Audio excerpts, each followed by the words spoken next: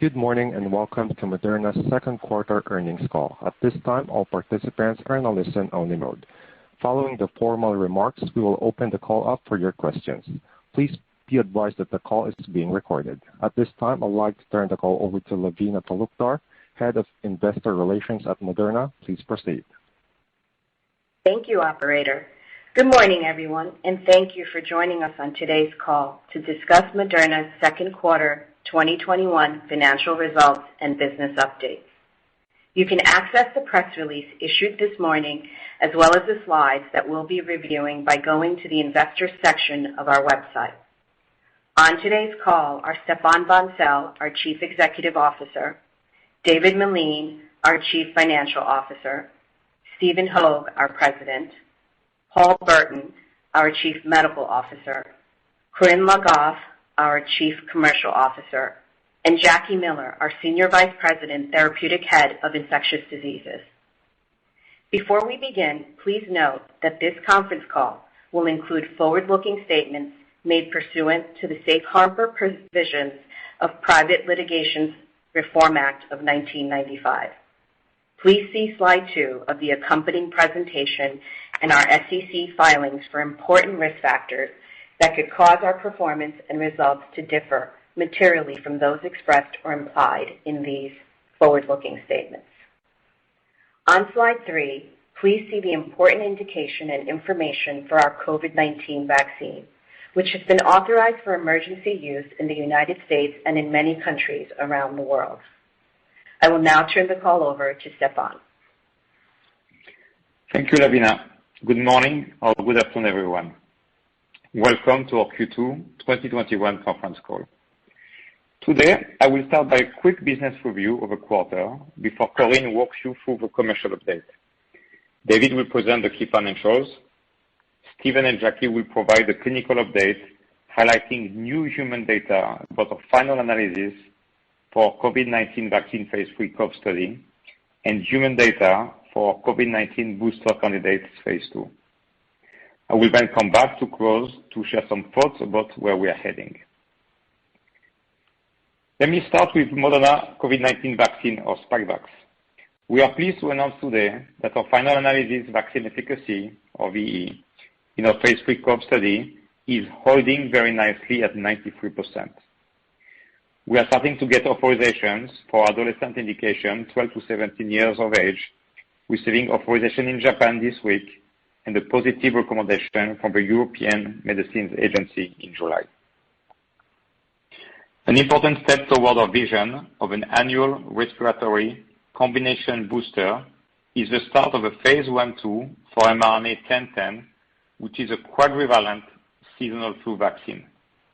Our teams are already preparing the phase 2/3 for this program. We were delighted to get fast track designation from the US FDA for Rsv Vaccine candidate, mRNA 1345, in adults over 60 years of age. There is no approved Rsv vaccine. The burden for Rsv infection is very high.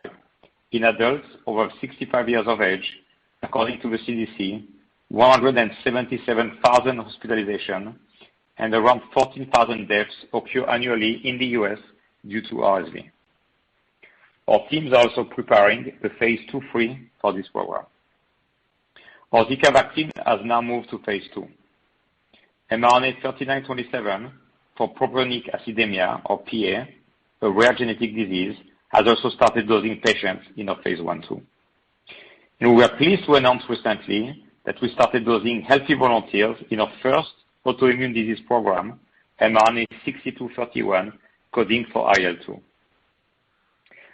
So Moderna is now in the clinic in 5 large therapeutic areas: infectious diseases, cancer, cardiology, autoimmune diseases, and rare genetic diseases. We have a strong pipeline momentum, and the research teams are working hard to bring the next wave of development candidates to the clinic. Moving to slide 6. We have also a strong commercial momentum. Let me start by giving you an update about Advanced Purchase Agreements, or APAs, for our COVID-19 vaccine Spikevax. For fiscal year 2021, we have now signed APAs for $20 billion versus $19.2 billion announced in our Q1 call. We are now capacity constrained for 2021, and we are not taking any more orders for 2021 delivery. For fiscal year 2022, we have already signed APAs for $12 billion. We have also signed an additional $8 billion in options. We are having numerous discussions ongoing as we speak with countries around the world to enter into new APAs for 2022. We'll continue to give you updates on a regular basis. What is very interesting to see is that forward-thinking countries like Israel and Switzerland have already signed APAs for 2023 to ensure supply for the endemic market. On the financial front, we delivered $4.4 billion of revenue and $2.8 billion of net income. The cash generation in the quarter was strong at around $4 billion, bringing our cash balance to over $12 billion at the end of June. We're also announcing today our first share buyback plan. Our board of directors has authorized share repurchase for up to $1 billion. David and I will give you more color in a few minutes. For 2021, we continue to forecast supply between 800 million and 1 billion doses. For 2022, we forecast supply between 2 to 3 billion doses, depending on the final dose approved by the regulators for our booster. At 50 microgram, up to 3 billion doses. At 100 microgram, up to 2 billion doses. As we continue focusing on scaling the company, I am delighted to have 3 new executive committee members who joined recently. By start date at the company, Shannon Klinger as our Chief Legal Officer and Corporate Secretary. She joined us from Novartis, where she was the Chief Legal Officer. Dr. Paul Burton as Chief Medical Officer. He joined us from Janssen Pharmaceuticals, a Johnson & Johnson company, where he was Chief Global Medical Affairs Officer. And more recently, Kate Cronin as our newly created role of Chief Brand Officer. Kate was until recently the CEO of Ogilvy Health. I look forward to working closely with Shannon, Paul, and Kate as we scale Moderna to the next level. On slide 9, you will find our usual summary slide. A few important things to note. We are now preparing phase 2/3 for quadrivalent seasonal flu and our RSV program. Our team continues to grow as we increase manufacturing capacity for COVID-19 vaccine, as we move program from early-stage clinical study to late-stage clinical studies, and as we increase investment in research for the next wave of development candidates. Let me now turn to Corinne to give you a commercial update. Corinne? Thank you, Stephane, and good morning or good afternoon, everyone. I am happy to share the productive quarter the commercial organization has had in the second quarter that continues into today as we ramp up our efforts to supply the Moderna COVID-19 vaccine, or Spikevax, to countries around the world. Let me start by recapping the advanced purchase agreements that we have signed for delivery in 2021 on slide 11. Since the last quarterly call, I am very happy to highlight that we have signed APAs with COVAX for 34 million doses this year, an additional 110 million doses to the USG, bringing the total of doses for the United States to about 400 million doses, and 10 million doses to Australia for delivery in 2021. In total, we anticipate up to $20 billion in sales from these agreements as we deliver against them throughout the remainder of the year. We are proud to distribute our vaccine directly or through our network of partners across all continents, and most importantly, to ensure access to our vaccine to all countries, regardless of their income level, notably through the COVAX facility structure. I also want to mention that we are doing our utmost in supporting the U.S. government to execute the donations of Moderna doses of vaccines. Slide 12 lists out signed APAs for deliveries in 2022 and even in 2023. The construct of the APAs signed for 22 and 23 include both confirmed orders as well as options to be triggered at a future date. To date, we have already contracted for 22 product sales of $12 billion and an additional $8 billion in options. Some of these APAs are for primary series vaccines and others are for potential boosters. In light of the possibility of needing booster vaccines to increase immune responses against waning immunity and the emergence of variants of concern, Moderna has already started our COVID booster strategy that Stephen will speak to shortly. In the meantime, the commercial team is currently engaged in multiple conversations that are gaining urgency as we watch the Delta variant surge among unvaccinated populations. We are notably actively talking to many countries in South America, in Asia, and in the Middle East. All these countries are keenly interested in securing both primary series vaccines or booster vaccines for their citizens next year. In the United States, as you know, Moderna has initiated the rolling submission process for BLA approval and expects to complete its submission in August. This approval will represent an important milestone in achieving herd immunity as it might help combat vaccine hesitancy. It will also allow the commercial organization to start preparing for the private U.S. market. Turning to slide 13, which reviews the sales breakout for the second quarter 21. Total product sales in the quarter were $4.2 billion, representing 199 million doses delivered in the quarter. Sales in the U.S. were $2.1 billion, representing 126 million doses delivered to the U.S. government, and sales to the rest of the world, to the countries that are listed on the slide, were also $2.1 billion, representing 73 million doses delivered in the quarter. And with that, let me hand it over to David to take you through the financial details. Okay, thank you, Corinne.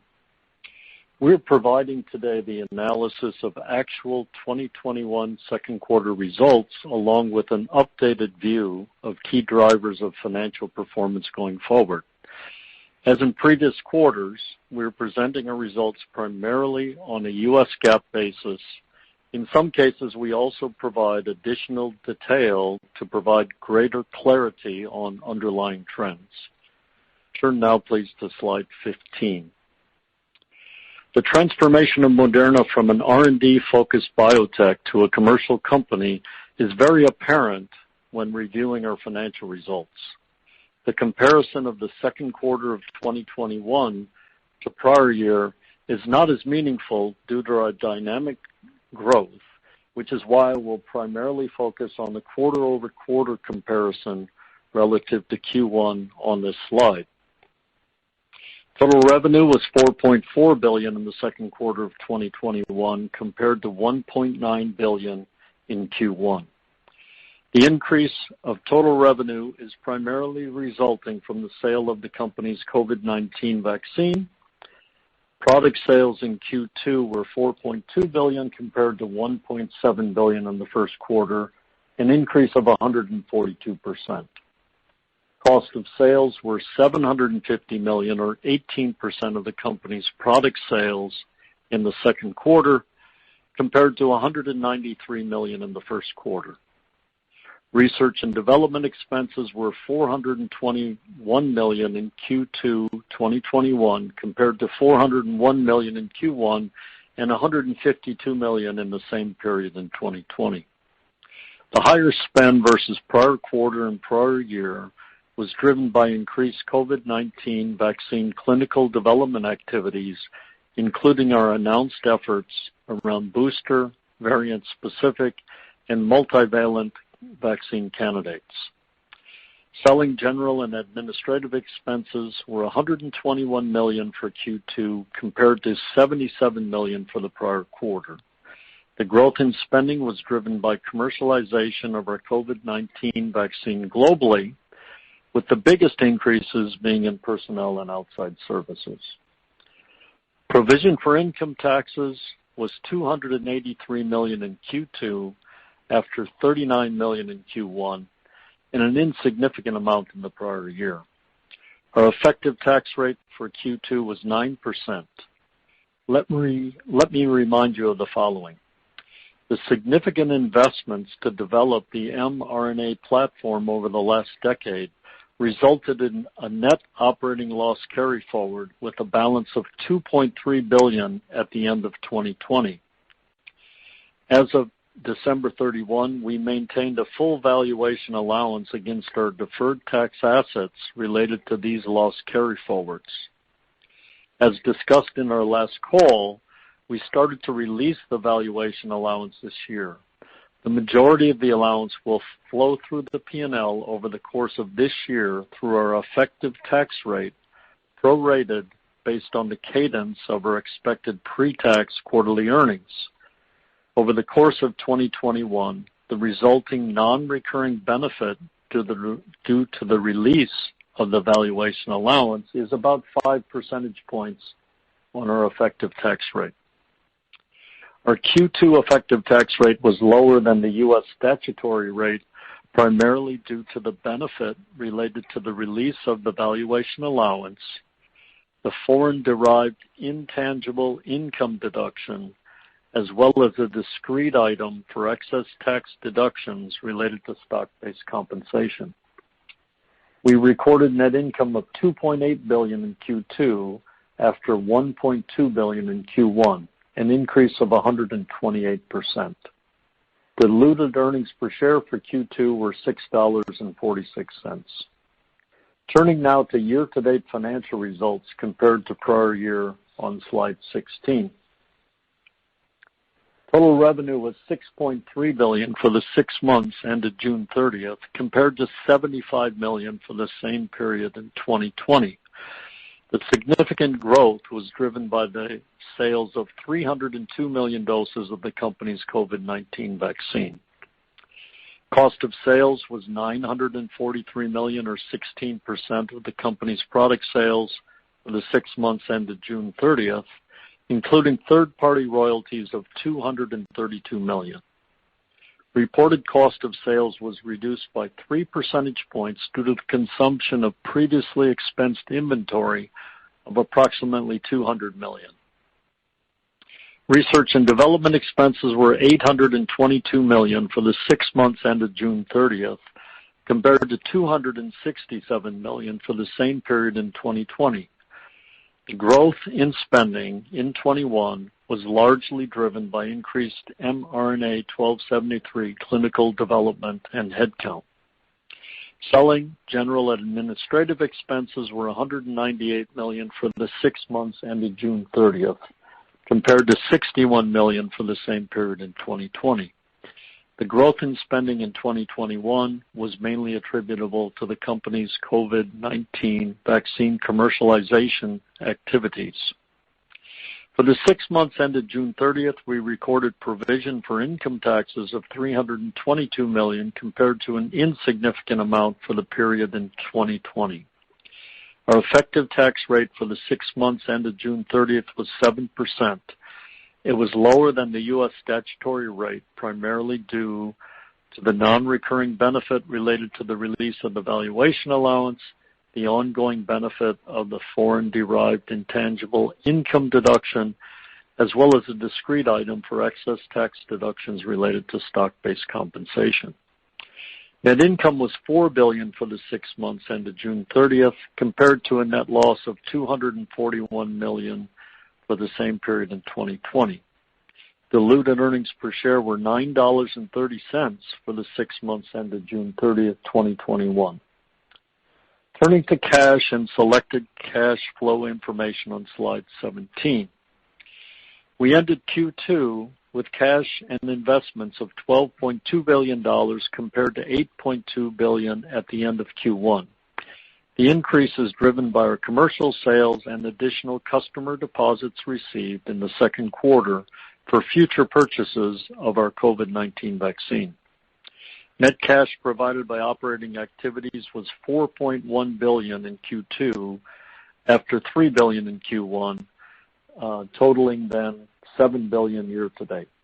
This compares to net cash used in operating activities of $130 million in the prior year.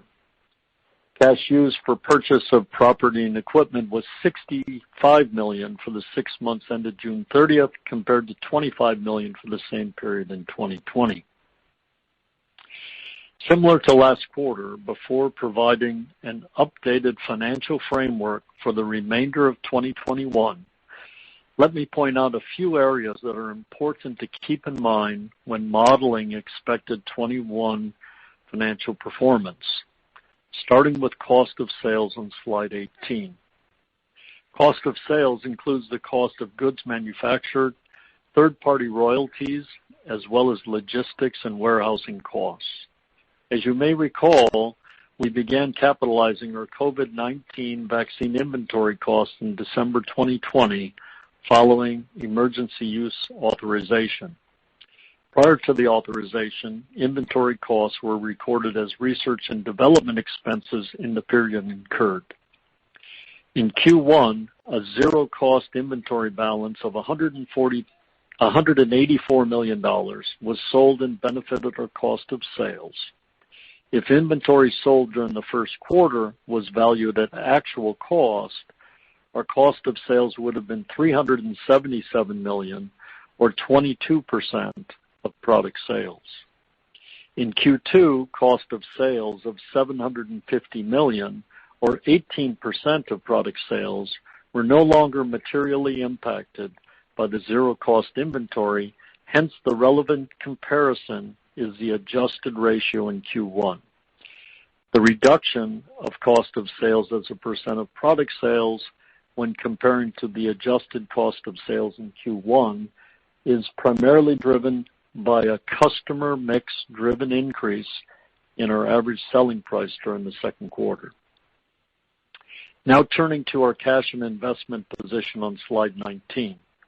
The cash and investment balance reported as of June 30th was $12.2 billion, up from $8.2 billion as of March 31. The increase is driven by our commercial activities, including net increase in customer deposits for future product supply of COVID-19 vaccine. The net cash balance of customer deposits increased from $5.6 billion at the end of Q1 to $6.8 billion as of June 30th. Turning to slide 20, I wanted to share our capital allocation priorities. We seek to optimize our capital deployment and maximize long-term shareholder returns. Our top investment priority will continue to be reinvesting in the base business across multiple areas. For R&D, we have more than tripled spending in the first half of 2021 relative to the prior year, and we will continue to significantly increase spending in this area to advance and accelerate our pipeline. For manufacturing, we previously disclosed our 2021 capital expenditure plans, which will allow us to increase our production capacity. Additionally, we are investing heavily in digital, automation, and AI, as well as scaling up our global commercial operations, which will allow us to maximize the impact of our mRNA platform. Our second investment priority is to seek attractive external investment and collaboration opportunities to further expand the reach of Moderna's technology and capabilities. We are considering attractive strategic opportunities that enable and complement our platform and take a disciplined approach in evaluating potential outside investments. After evaluating internal and external investment opportunities, we then assess additional uses of cash. As part of today's press release, we announced that the board has authorized a $1 billion share repurchase program. This program is authorized for a 2-year period. Based on the strength of our financial results for the first half of the year and our confidence in our business outlook, we believe it is an appropriate time to initiate this program. Turning now to the 2021 updated financial framework on slide 21. Signed advance purchase agreements for expected delivery in 2021 reflect a current full-year total of approximately $20 billion in anticipated product sales, including the $5.9 billion of product sales already generated in the first half of this year. For the full year, we continue to expect a minimum supply of 800 million doses at the 100 microgram dose level. Our manufacturing team and our partners continue working to supply up to 1 billion doses for 2021. We have signed advance purchase agreements for expected delivery in 2022 for total product sales of approximately $12 billion and options for an additional $8 billion. Numerous additional negotiations are still ongoing for 2022 APAs. We have also started to sign APAs for 2023. As we previously announced, we continue to make investments to increase our supply of vaccine, including by working with contract manufacturing organizations. We currently anticipate that our supply could be as high as 3 billion doses for 2022 if our sales are primarily at a 50 microgram dose level. If sales are primarily at the 100 microgram dose level, we anticipate that supply will be approximately up to 2 billion doses. The ultimate approach on dosage levels for 2022 and where we might end up in that range is subject to ongoing internal review as well as discussions with regulators and customers, and will also be impacted by the mix of primary and booster series. Our total cost of sales includes the cost of goods manufactured, third-party royalties, as well as logistics and warehousing costs. For 2021, we now expect the average cost total of sales as a percent of product sales to be between 18 to 20%, compared to our previous outlook of approximately 20% of product sales. This reflects the successful ramp-up of this global manufacturing network. With regard to planned R&D and SG&A expenses, Q2 expenses of approximately $542 million reflect a quarter-over-quarter increase of 13%, in line with the outlook we gave in Q1. We continue to plan for an increase on a quarter-over-quarter basis for the remainder of this year and expect this growth rate to accelerate as the business rapidly expands.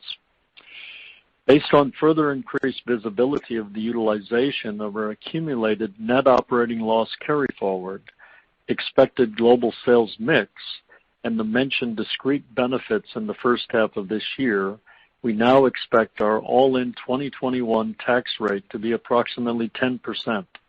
This compares to our previous forecast in the low teen range. This forecast is based on current U.S. tax policy and does not include any future potential discrete benefits related to stock-based compensation. Finally, regarding capital investments, we maintain our forecast for a range of $450 to $550 million, including the planned capacity expansion investments as announced on April 29th of this year. This concludes my remarks, and I turn the call over to Jackie Miller. Yes, good morning, good afternoon, everyone. My name is Jacqueline Miller, and I lead the therapeutic area for infectious diseases. And it's my pleasure today to give you an update to the ongoing accumulation of data in our phase 3 clinical study, and also to talk about some of the publications of real-world evidence that have occurred outside of Moderna with the use of our COVID-19 vaccine. So on slide 24, you'll see the top-line updates to our COVE efficacy trial. And these are efficacy data that have now been followed through 4 to 6 months after subjects received their second vaccination of either mRNA 1273 or placebo. Recall that at the time of our EUA submission, our primary efficacy analysis demonstrated efficacy to COVID-19 of 94.1%. Now, 4 to 6 months after second dose, we see a maintenance of that efficacy of 93.2%, with a lower limit of the 95% confidence interval of 91%.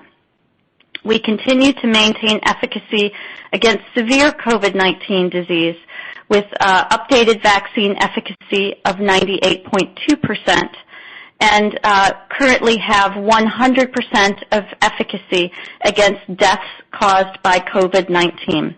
So unfortunately, there were 3 deaths in the placebo group and up till now none in the mRNA 1273 group. We continue to see consistency in our subgroup analyses, including analyses by gender, by race, and by pre-existing medical condition. Our safety profile continues to be consistent with the phase 3 data over the longer period of safety follow-up and also continues to be consistent across population subgroups. Next slide, please. On slide 25, you'll see the efficacy data broken out by time interval. And so what you see at the top of the table is the overall efficacy we just discussed. According to the primary endpoint, we start measuring vaccine efficacy at 14 days after dose 2. And again, that's 93.1%. If you look between 14 days post-dose 2 to less than 2 months after dose 2, we observe vaccine efficacy of 91.8%.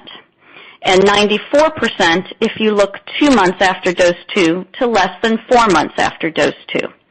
And finally, greater than 4 months after dose 2, we observed 92.4% efficacy. And the conclusion we take from these data is that our efficacy has remained consistently high and durable throughout the period of follow-up. And we intend to continue to follow these data now that the trial is in its open label phase. The reports will be different moving forward given that subjects in the placebo group have recently been vaccinated. But we think it's important that we continue to follow as subjects remain further out from their initial vaccination. So if you go to slide 26, you'll see that these data have been consistent also in studies outside of the Moderna clinical trial. So we begin to see real-world effectiveness data that demonstrate that Moderna maintains effectiveness consistent with what was seen in the Cove study. There are reports from Canada, from the United Kingdom, and from Qatar. And importantly, these trials confirm that there is vaccine effectiveness not only against the Wuhan strain, but also against emerging variants of concern, including the Alpha, Beta, Gamma, and Delta variants. And this is even after partial vaccination or vaccination with a single dose. So if you move to slide 27, I'm now going to hand over the presentation to Stephen Hoge, who will review our COVID-19 booster strategy and clinical data, as well as a review of our pipeline. Stephen? Thank you, Jackie. So moving on to slide 28. I want to start with an update of our perspective on COVID-19 and how it's impacting our strategy for boosters. So first, our emerging perspective. We believe today that the increased force of infection that's resulting from the Delta variant, fatigue with non-pharmaceutical interventions, and the seasonal effects of moving indoors will eventually lead to an increase in breakthrough infections in vaccinated individuals. In fact, there have been reports of that already. While we see durable phase 3 efficacy through 6 months, which Jackie just described, we do expect that neutralizing titers will continue to wane, and eventually that will impact vaccine efficacy. So given this intersection between a rising force of infection and waning immunity, we believe a dose 3 of a booster will likely be necessary to keep us as safe as possible through the winter season in the Northern Hemisphere. So how has that informed our booster strategy? Well, our primary approach since early this year has been to advance a portfolio of booster candidates against all of the potential emerging variants of concern. And so we have a large number of ongoing clinical studies, and I'll provide some update on some today. Those boosters are being evaluated often at 2 different dose levels, 50 micrograms and 100 micrograms. And they fall broadly into 3 categories. And first is our prototype vaccine, mRNA 1273, for which Jackie just described the primary efficacy data out of our phase 3 study. Second, we are looking at variant-specific booster candidates, Beta and now a new Delta variant-specific candidate. And third, we are looking at a multivalent platform, combining different variants into a single vaccine, first our mRNA-211 program and now a new mRNA-213 program, which includes the Delta antigen. The goal of the multivalent platform is to continue to try and stay ahead of where the virus is going by combining different antigens against emerging variants of concern. So I'd like to provide a brief update today on the three pre-existing programs, mRNA-1273, our variant-specific booster candidate against the beta strain 351, and our first multivalent vaccine, 211. Moving to slide 29, I have a comparison of those three candidates from our phase 201 study. So quickly, starting on the left-hand side, looking in the validated clinical assays, these are the same assays conducted by our collaborators at NIH that were used for our phase 3 study and earlier clinical work, we can look at the wild-type virus neutralization of the three different booster approaches. Arrayed left to right, you see our prototype 1273, our beta-specific variant of concern, 1273.351, and the multivalent combination of 1273 and beta, which is mRNA-1273-211. As a reminder, all three of these were dosed at 50 micrograms.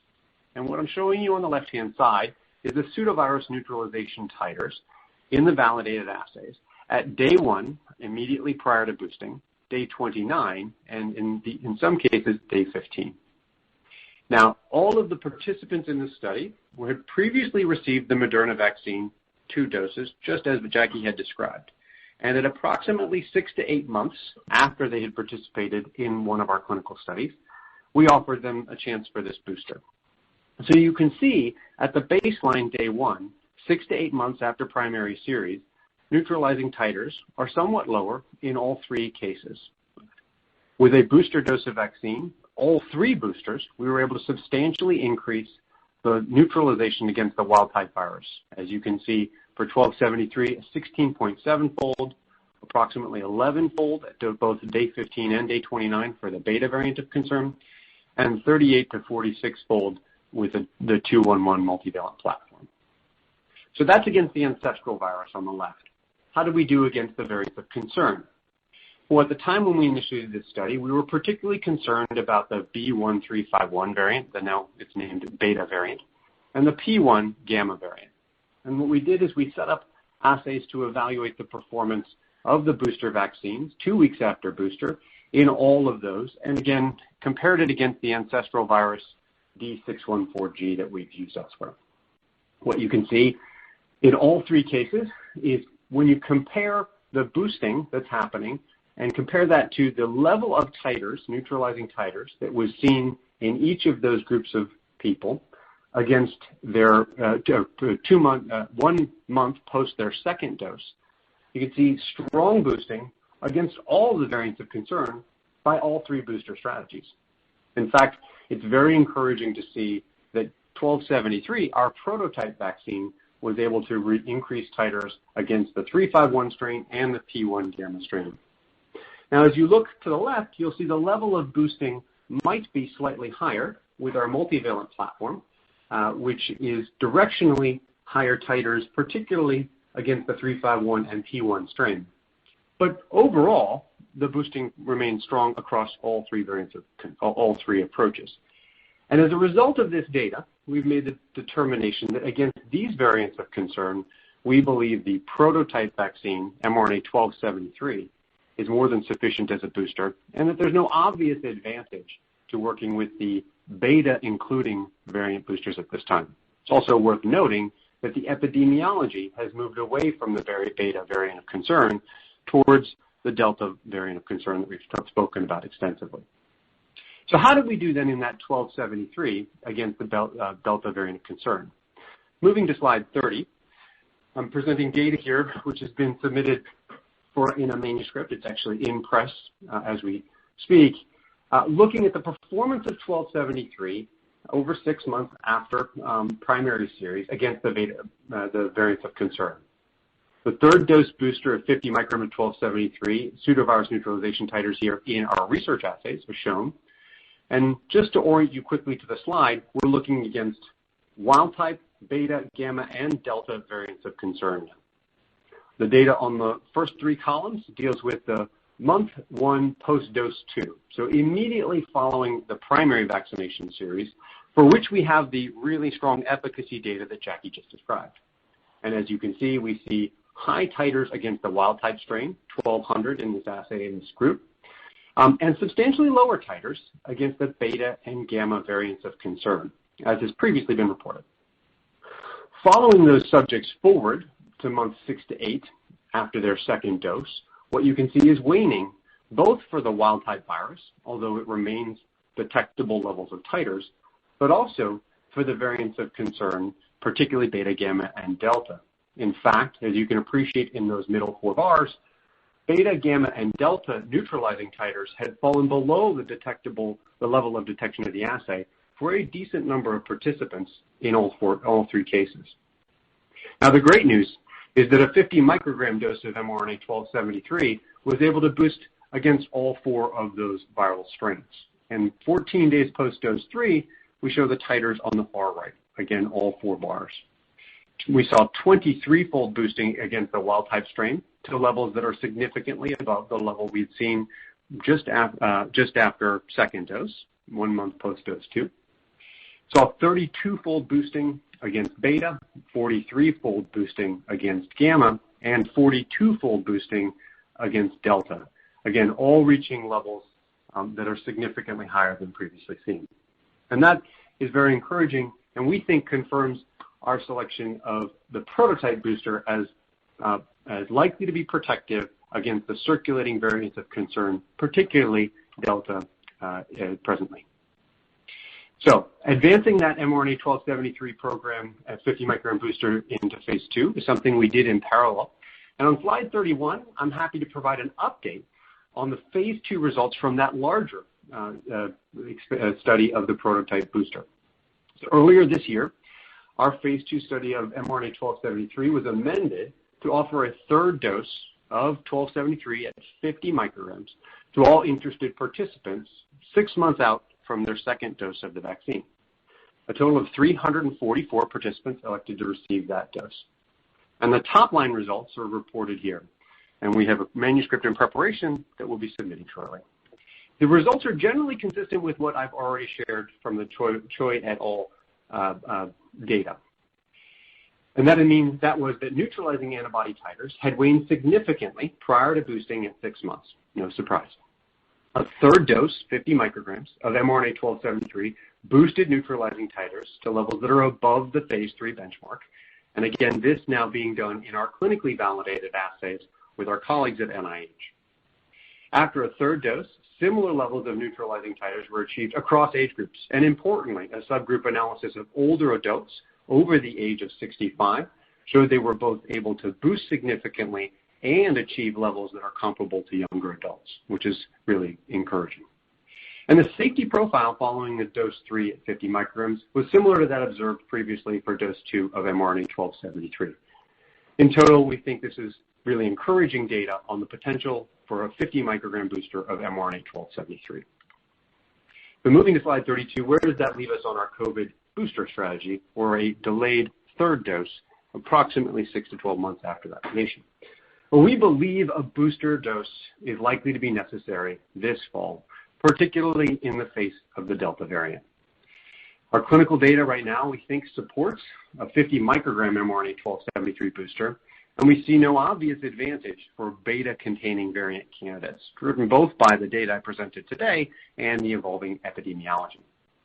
But we're going to wait for 100 microgram data in the coming weeks to confirm the dose selection of 50 micrograms as the booster before filing. So moving off from the COVID booster, I'd like to provide a little bit of an update on the other parts of our pipeline. So moving to slide 33, we were excited to update today that mRNA-1010, our first seasonal influenza vaccine candidate, has entered the clinic, and that 1010 is moving quickly towards its ongoing phase 1/2 study. I'll remind you that mRNA-1010 is a quadrivalent seasonal flu vaccine that's targeting the WHO-recommended strains. And our vision is to eventually combine mRNA-1010 as a seasonal flu vaccine in a pan-respiratory vaccine booster for adult and elderly populations that combines flu, a COVID-19 booster, and potentially our respiratory syncytial virus vaccine. Looking at slide 34, across our infectious disease portfolio, beyond 1010, we have a number of other important updates. In our RSV vaccine, our positive interim phase 1 data was announced at Vaccines Day earlier this year, and phase 1 dosing in pediatric and adult vaccine is ongoing. We recently were pleased to announce that we'd received FDA Fast Track designation for adults over the age of 60 for this vaccine, highlighting the significant unmet need that we believe is there in this disease. Our HMPV PIV3 vaccine, another multivalent respiratory vaccine, is in a phase 1b trial that's currently enrolling in toddlers, and the first cohort has been completely enrolled. Our CMV vaccine, against a significant unmet need, is on track to start its pivotal phase 3 trial this year with roughly 8,000 participants. And lastly, our Zika vaccine phase 2 trial is ongoing and currently enrolling patients in the United States and Puerto Rico. Moving to slide 35, beyond our expanding infectious disease vaccine portfolio, we are advancing in mRNA therapeutics and now have 7 programs in ongoing clinical trials.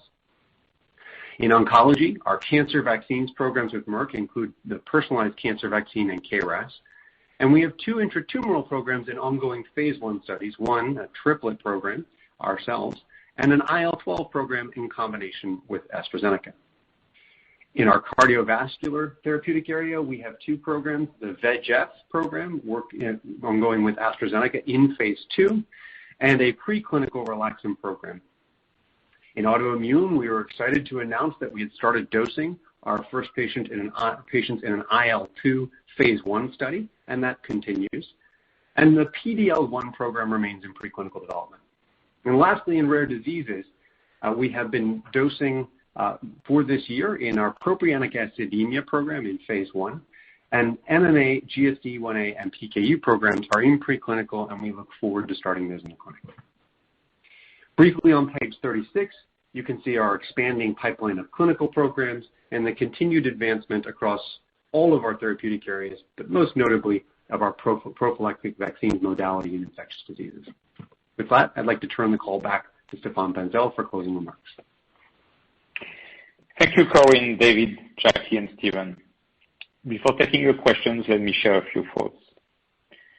On this slide, we articulate how we have been thinking for many years now about using our mRNA platform to maximize our impact on patients. On the left, we now have 2 core modalities. For vaccines in blue, we have achieved authorized product, and for systemic secreted and cell surface therapeutics in pink, we have achieved human proof of concept with our chikungunya antibodies, demonstrating we could get therapeutic level of antibodies and we could repeat those successfully. In the middle, we have 4 exploratory modalities which we are in the clinic with 6 programs to understand if we achieve human proof of concept. 4 medicines in immuno-oncology, 1 in cardiology, 1 in rare genetic disease. More are coming in the coming quarters. On the right, you see 2 modalities which are not yet in the clinic, but for which we believe we have achieved important de-risking in non-human primates. Delivery of mRNA into the lung and delivery of mRNA into hematopoietic stem progenitor cells. Next slide, core modalities. In vaccine, we are focusing on bringing to market what we believe could be a game-changing respiratory vaccine. That medicine would combine over time COVID-19 boosters plus seasonal flu boosters plus RSV booster in one single annual shot. We have a great vaccine against COVID-19. Our RSV clinical data have shown high level of neutralizing antibodies, which has led the FDA to grant a fast track designation. And our quadrivalent seasonal flu vaccine is in the clinic now. The flu market is $5 to $6 billion per year.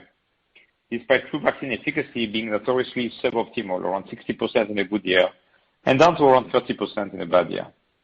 We believe we can do better with our mRNA platform, given what we have demonstrated with COVID-19. The Moderna flu vaccine candidate could launch as early as 2023. CMV is now close to entering phase 3, and we continue to believe the market opportunity could be $2 to $5 billion per year. EBV should enter the clinic soon, there is no vaccine against CMV infection or EBV infection. So we are working toward moving the company from COVID-19 prime vaccination sales in 2021 to COVID-19 booster in 2021 and 2022 and beyond, and then adding flu as early as 2023, and then adding RSV and launching CMV and then EBV. I'm excited about this vaccine pipeline and how these vaccines could help prevent deaths, hospitalization, and disease in billions of people over the years. Steven and his research team are not resting. They are working in our labs on more vaccine candidates, and we cannot wait to share with you these new vaccine candidates in the future as we take them into clinical studies. This is where the power of mRNA as an information molecule and the industrialization of Moderna and the digitalization of Moderna and our cash position will enable our teams to bring important vaccines to protect people at a scale and at a pace not seen before in the pharmaceutical industry. In autoimmune disease, we aim to continue to scale that therapeutic area. Next slide, exploratory modalities. 6 clinical programs in 4 exploratory modalities. If we get positive clinical signal, we'll scale these modalities quickly as well. That's where the beauty of a platform comes into play. Next slide, modalities in research. Very typical of our long-term mindset and our desire to maximize our impact on patients, we continue to invest in science to explore new modalities, like the one in the lung and more recently presented at our Science Day in hematopoietic stem cells. In our lung program, we are both working on using mRNA to express a human protein in a cell. That was our first Vertex partnership, but we are excited about our exploration of doing gene editing using mRNA to express a gene editing enzyme. That is our second Vertex partnership. Next slide. I believe that the uniqueness of Moderna is that we're expanding our impact on patients in 2 dimensions. We're expanding in 2 dimensions at the same time because we have built and industrialized our mRNA platform. Because mRNA is an information molecule, once we make a medicine work in a modality, like the COVID-19 vaccine, then we use the same 4 building blocks of life to make another vaccine. So we scale within a modality really fast along the first dimension of the y-axis. On the second dimension is to keep expanding new applications of mRNA into new cell types on the x-axis. And we're doing both at the same time with different dedicated teams, all powered by our science, our digital, and our manufacturing infrastructure. David shared earlier our framework for capital allocation, now that we are generating significant amounts of cash each quarter. Our number 1 priority as a company has always been, and will continue to be, to invest in the business. We continue to believe that we're in the early days of a new class of medicines, mRNA, and if small molecules more than 100 years ago and large molecules 50 years ago are any indication, the next 10 to 20 to 40 years are going to see a very large number of important medicines. And because mRNA is an information molecule, it will happen really fast. We aim to continue to build the world-leading mRNA company. So we're talking about investment in acceleration of programs already in the clinic, investment in new development candidates moving from the labs to the clinic, investment in our platform to continue to improve the science and to open new modalities, investment in manufacturing, investment in commercial presence, including our digital commercial presence, investment in digital so we can scale our company faster and better than traditional biotech or pharma companies. Our second priority is to expand our horizons by complementing our platform with external technologies or products. This means we're interested in nucleic acid technologies, gene therapy, gene editing, mRNA. On the mRNA front, if we find new delivery technologies that could expand our current capabilities, we will look at them carefully.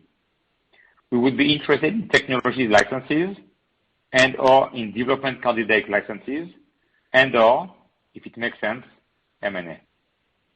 You can count on us to be disciplined. We know what it takes to go from early research to filing with regulatory agencies. And for having done it, We know the risk associated with new technologies, and everything that works in a mouse will not necessarily work in a human. From a strategic standpoint, we are not interested in small molecule or large molecule development candidates, even if they could complement our commercial portfolio. We love information molecules too much to be interested in acquiring analog molecules, like small molecule, large recombinant molecules, or cell therapy. The share buyback is our first one. We are very optimistic about the future of Moderna, and we are just getting started. Our board of directors will continue to regularly review what is the right thing to do to return capital to shareholders in light of our cash generation, balance against investment in our business, and external investment opportunities. Let me talk now a minute about corporate responsibilities. It is very important for us to make Moderna a model of corporate responsibility and to build a sustainable business. Like everything we do, we don't just want to do things well. We want to do things in the best possible way. We were pleased to announce recently the establishment of our charitable foundation with an upfront endowment of $50 million with a significant focus on underserved populations. We are humbled to have been awarded the #1 spot on Fast Company 2021 for Best Place to Work for Innovators, which complements our last 6 consecutive years of recognition by Science as a top employer. Both awards reflect the importance we place on our employees and the culture of the company. Recently, Axios Harris released its 2021 Corporate Reputation Survey, and the Moderna brand ranked 3rd among 100 of the most visible U.S. companies, our first mention on the list, and the highest ranking for any biopharmaceutical company for corporate reputation. We have recently worked relentlessly with the U.S. government to help facilitate donations of the Moderna COVID-19 vaccine to many low-income countries. And we are committed to minimizing our energy footprint. As I look to the next decade, the same North Star is guiding us than since we started. We believe we have a responsibility to maximize our impact to protect healthy people and help patients. Our commitment is stronger than ever. This is just the beginning. We look forward to welcoming you at our annual R&D Day on September 9th, whereas in previous years, we will do a detailed review of our development pipeline. The team and I will be happy now to take your questions. Operator? Okay, as a reminder, to ask a question, you will need to press *1 on your telephone, and to withdraw your question, press the # key. Your first question comes from the line of Salveen Richter from Goldman Sachs. Your line is now open. Good morning. Thank you for taking my questions. Could you walk us through the dynamics for 2022 and beyond in terms of APAs for Spikevax, essentially demand in the context of supply of the 2 to 3 billion doses for 2022, and then how we should think about the years beyond 2022 and pricing? And then secondly, with regard to external BD, how are you thinking about integrating areas like gene editing and gene therapy with your platform?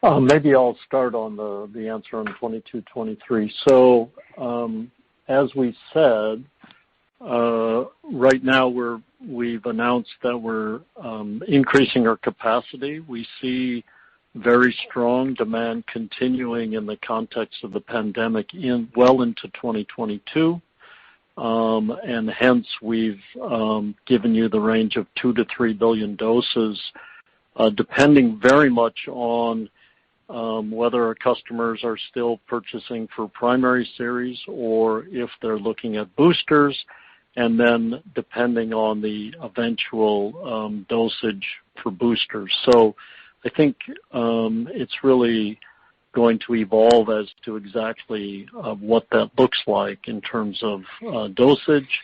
Going beyond 22, as we said, we are starting to see now the forward planning countries that are looking beyond the very near term. We're starting to then have contract discussions and in fact have agreed some contracts into 23. But I think it's early to really know as to how this is going to evolve in terms of the transition from pandemic to the endemic phase. In terms of pricing, I think it's helpful to start with where we are in 2021 to have a context for understanding pricing going forward. So really 3 buckets of pricing in 2021. We have the U.S. government, where the first 100 million doses was priced at a little over $15. The subsequent 400 million doses were contracted at $16.50, and that pricing was considering a couple things. One is the BARDA funding we received to underwrite our phase 3 trial, and also the size of the contract, the 500 million dose contract, which is very large. The second category is the higher income ex-US countries, where, as we've said in the past, we start with a price range of $32 to $37 a dose, and there are some cases where we offer discounts based on volume for high volume. And then the third category is low and middle income countries, which have received the lowest tiered pricing, including those sales to COVAX, which are considerably lower than the price to the U.S. government. So if we start with that framework for 21, what we can say is that the contracts that we've signed now for 2022, the pricing constructs are very consistent with that framework that we've had in 2021. And so we see a continuation in the context, again, of the pandemic with the pricing framework. If you look at the average price that you'd calculate on your model, of course, that's going to depend on the mix across these categories. And of course, we're expecting to see significant sales to the middle and low income countries, and that increasing in 22. So it shouldn't be surprising if the average you see some declines. And then finally, I would just comment that as we move into a post-pandemic period, then we would expect, as we've said in the past, to market forces to impact our price negotiations. So hopefully that answers your questions. And Salveen, I'll maybe just pipe in at the end with your first question on gene editing, which is, how do we see it intersecting? Look, I think we have been, as you all know, the innovator in mRNA and lipid nanoparticle delivery and therapeutics for a while, and we've watched the space quite interestingly, or quite significantly, in terms of ways that we could help with delivering gene editing cargoes across a range of different tissues where our lipid nanoparticle systems have been shown to go, even in humans. And we think it's the right time for us to start to expand in that direction. If there's a general convergence, I think, out there in the gene editing space, it's that messenger RNA and lipid nanoparticles are perhaps the way to go. And that's something we strongly agree with, having spent the last decade working in that technology. So you'll be looking for us to bring new payloads, new capabilities, new enzymes into our existing technological capabilities, which we think are best in class. Thank you.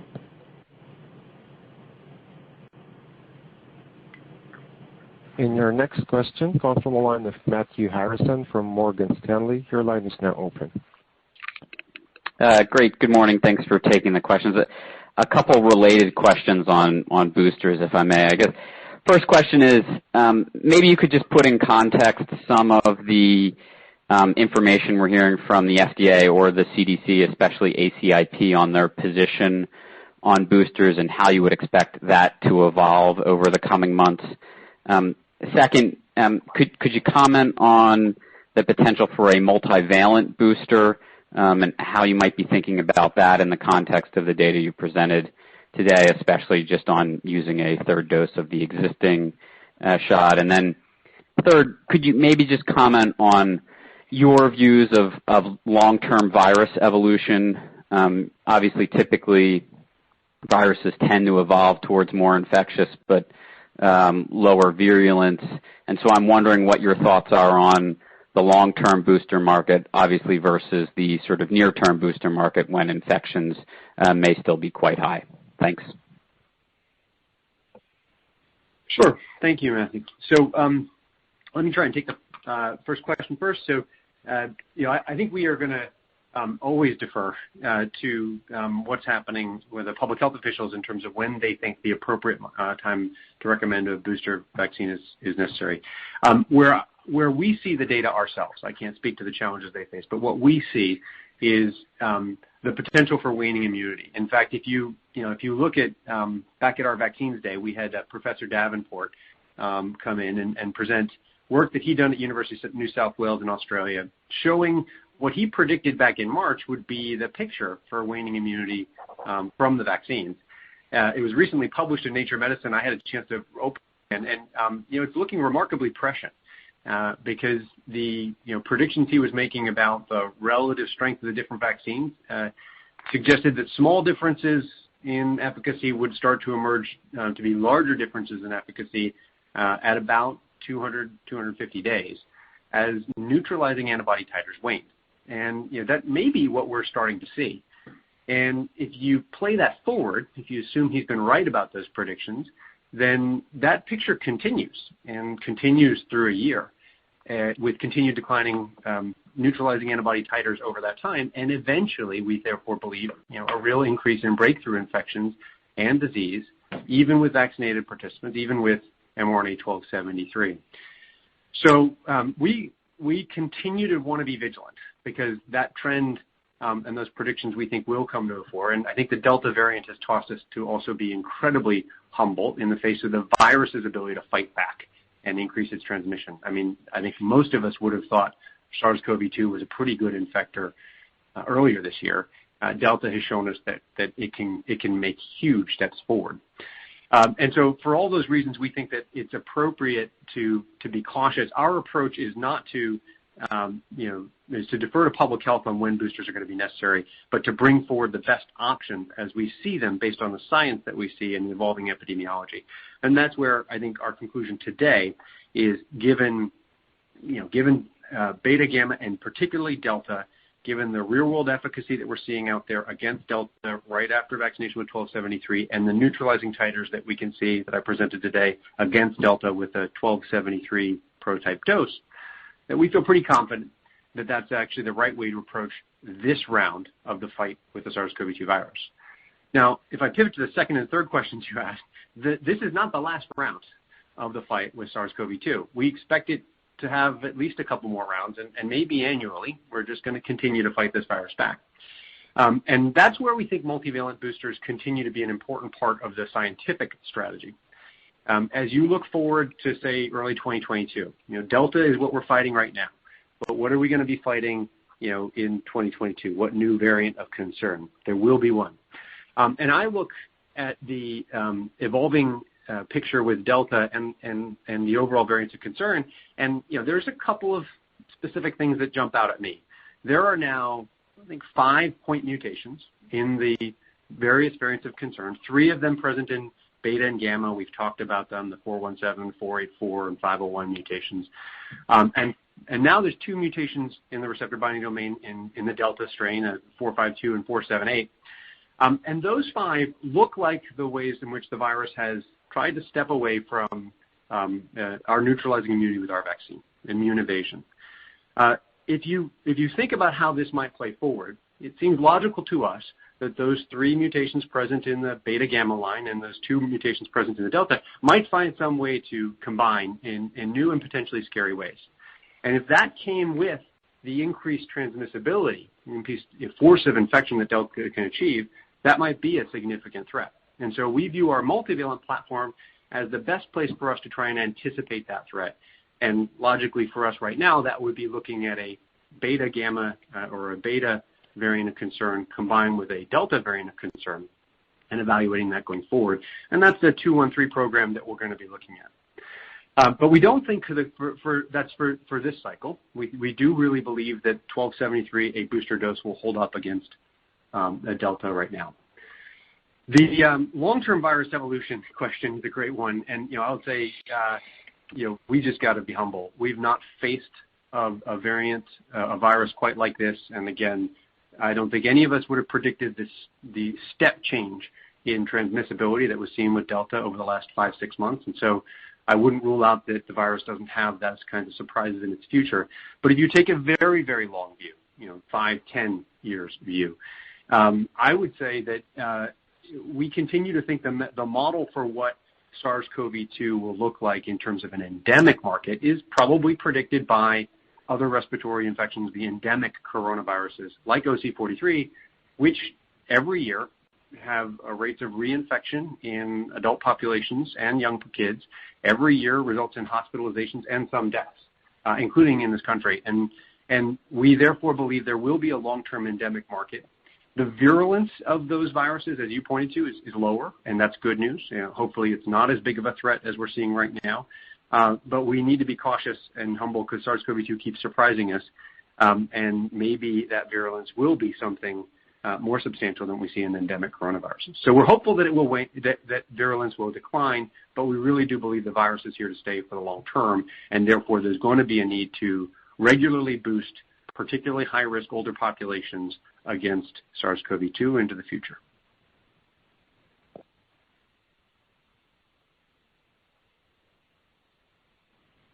Hopefully this answered your questions. And your next question comes from the line of Tenthoff from Piper Sandler. Your line is now open. Great. Thank you very much, and thank you for all of the thorough information, not just on Spikevax, but also on the pipeline. I guess my first question has to do with capacity and really trying to understand a little bit more fully what goes into continuing to grow capacity, especially overseas. And I guess the second question would be with respect to the orphan disease pipeline, which is, I think you guys know it's one of my favorites, just in terms of application for mRNA. How can we be moving faster there? Again, appreciating that you guys have a pandemic you're trying to address, but it seems to me like everything's set to go there, and just curious what we can be doing to maybe accelerate some of those important programs. Thank you so much for taking the question. Thank you, Ted. Yeah, maybe I'd go ahead. So Ted, I'll take the capacity, and then Stephen will talk about where this is.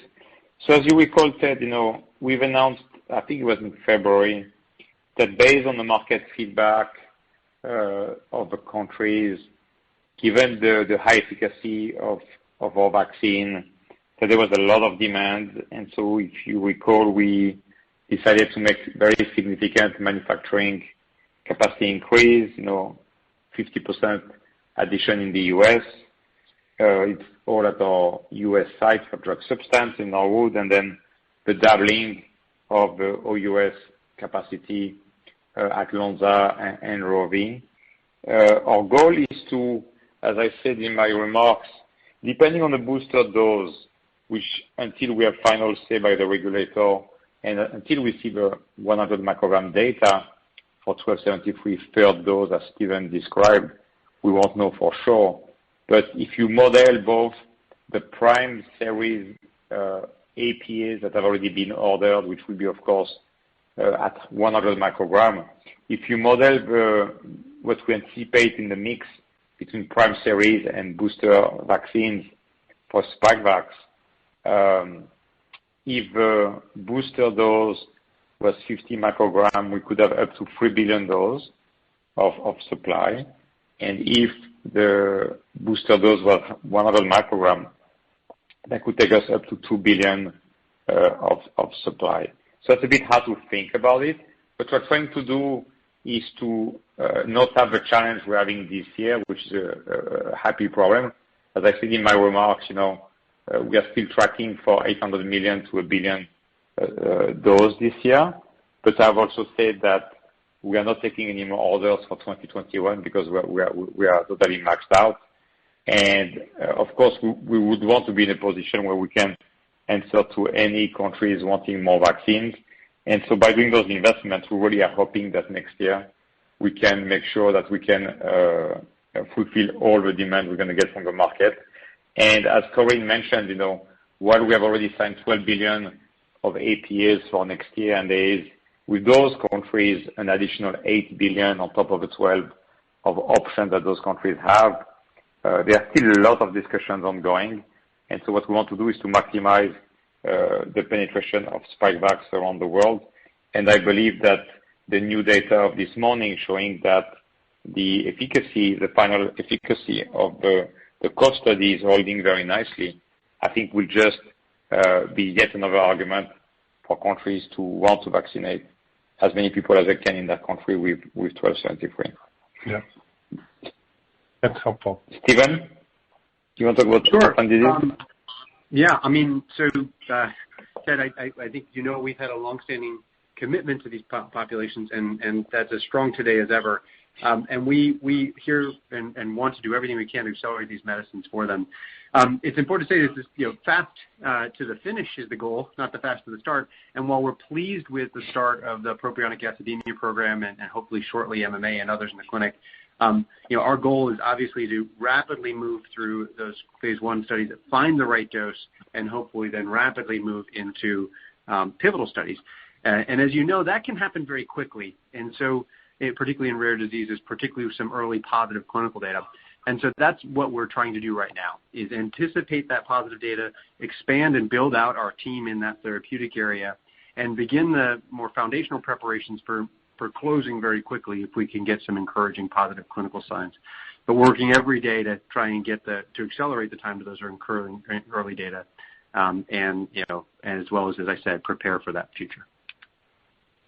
Fair enough. Thank you, gentlemen. And your next question comes from the line of Michael Yee from Jefferies. Your line is now open. Hi, good morning. Thanks for the questions. 2 questions. One on boosting. Do you guys have a good sense of what you think the regulatory view or hurdle is to support boosting? You show that great data on slide 30 showing the waning of the antibodies, and I think we all see that could be a problem, and how the third dose gets you way up. But what do you think the specific data is, or put another way, the titer level for correlative protection would be to support boosting for the fall or the winter? That's question 1.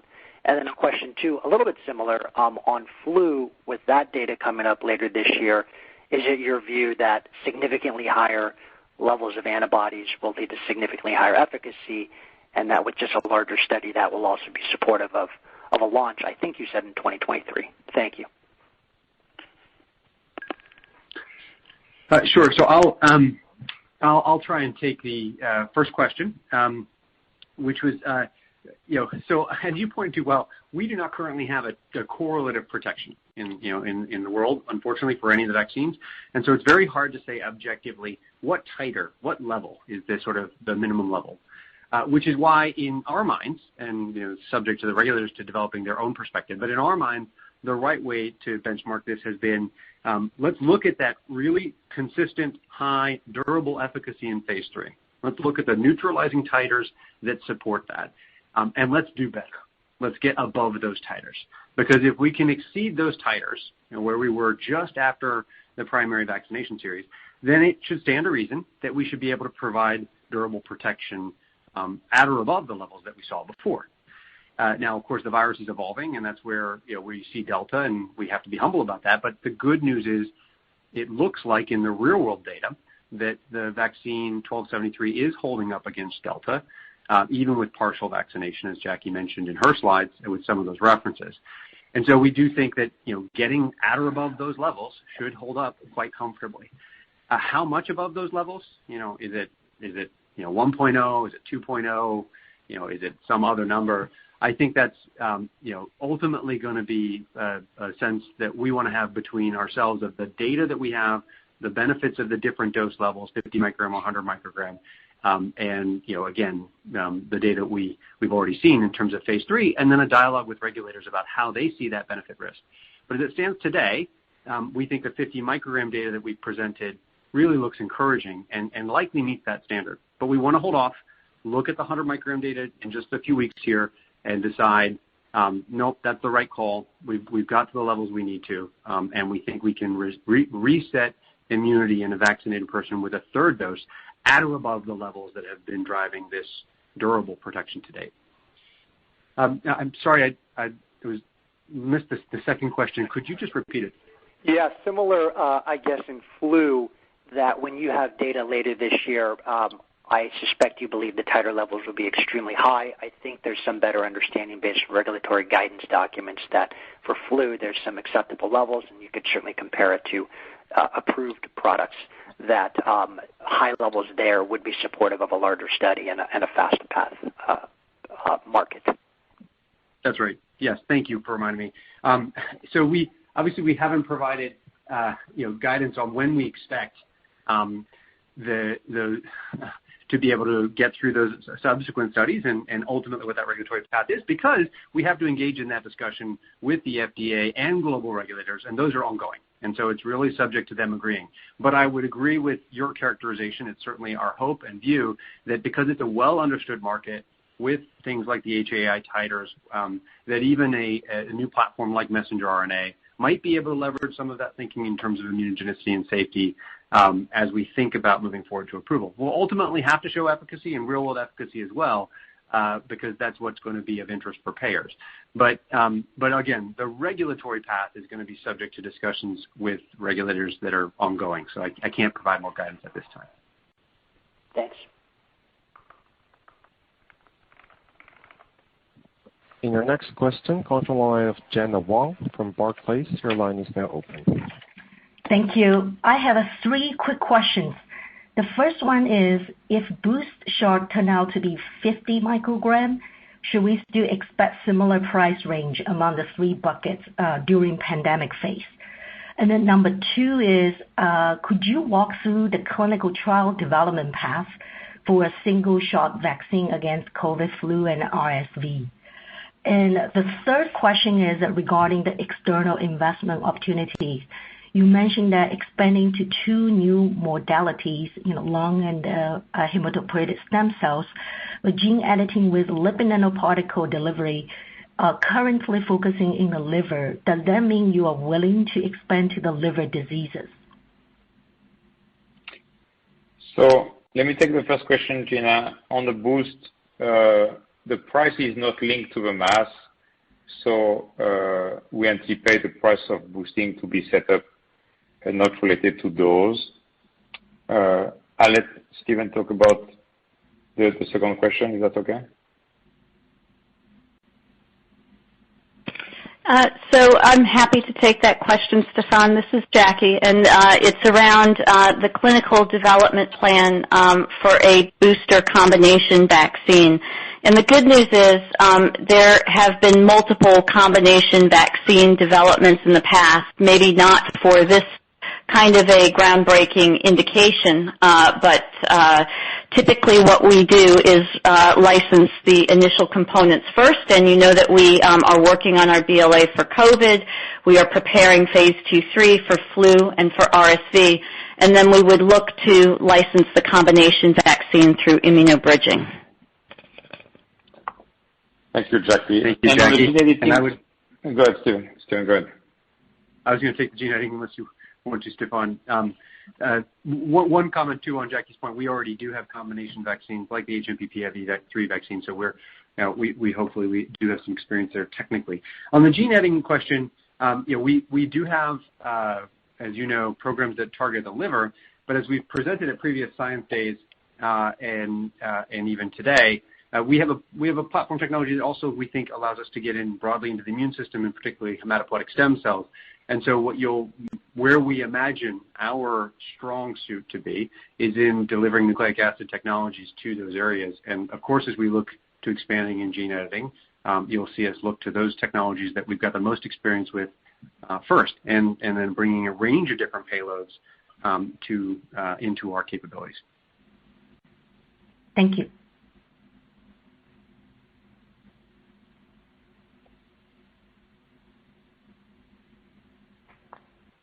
Next question, please, operator.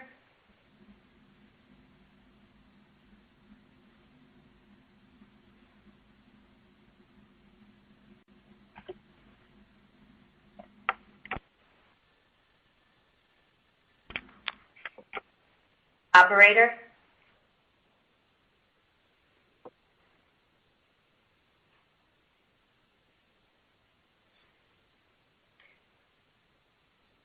Hello, operator?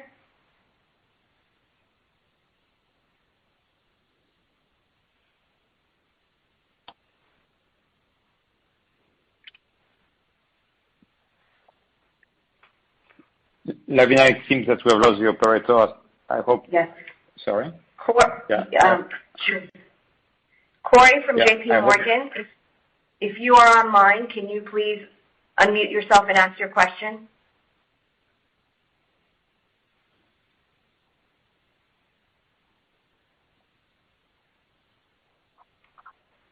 Okay, apologies, everyone. We seem to have lost the operator, and it is 25 minutes past the hour. So I will hand this over back to Stephane Bancel to make closing remarks. Thanks, Lavina. Sorry, everybody, if you're still hearing us with a technical problem. We will work with the provider to figure out what happened. If you have any follow-up questions, please don't hesitate to contact Lavina. We'll make sure to reply to you quickly.